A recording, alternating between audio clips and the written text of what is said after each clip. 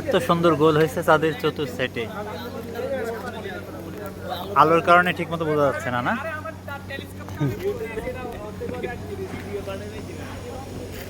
ও হ্যাঁ, আর না একটা তো গোলটা অনেক সুন্দর, আর এটা জুমটা অন্যরকম হয়ে যায় তো।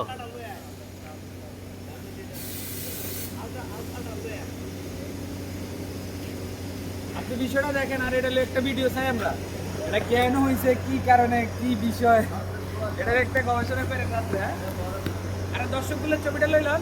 হ্যাঁ হ্যাঁ হ্যাঁ, সব দর্শক চলে আসতেছে তো।